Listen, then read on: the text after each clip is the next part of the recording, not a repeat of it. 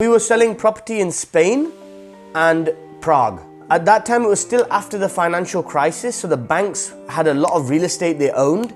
We were working with the banks, with the real estate they owned, to sell it on to investors over here at big discounts with really attractive financing. I've got the business up to turning over millions of pounds, got 15, 20 staff, and then I got an opportunity to go onto a TV show, which was The Apprentice.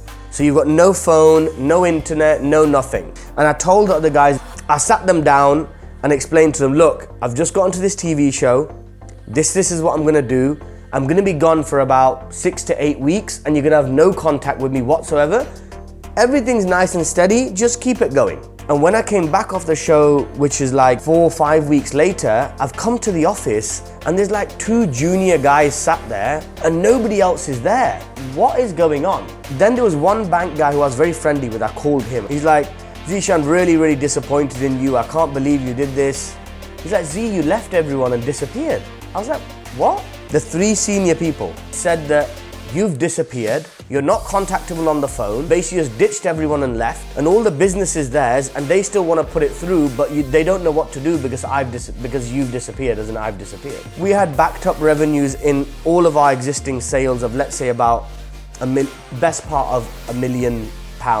Yeah, you've got the cost associated and etc., but still we would net like 600-700k out of that. And I sat there that day and I was like, you know, look at this. I had no money, ended up in Pakistan, dad fucking kicked me out, came here, no money, built this up the whole way, went onto a TV show. And now I'm not even at zero. I have debts because you know when you're running a business, you have debts that you have to pay.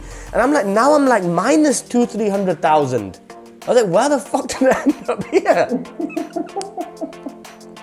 This is what within the same one day I thought about all of this and I said by tomorrow morning I'm going to decide. The next morning I decided that I'm going to do it all over again and do it bigger and do it better. So I closed our office down. I started my office from my living room and I was sat there all the way back to the beginning again, just sat there on my own, doing the marketing, making phone calls, selling the properties. I was selling properties, making money and paying people back.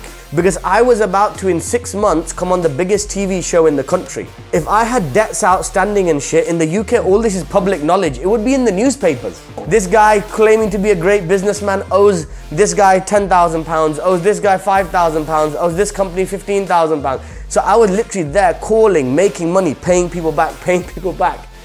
And that was One Investments. That was the beginning of One Investments.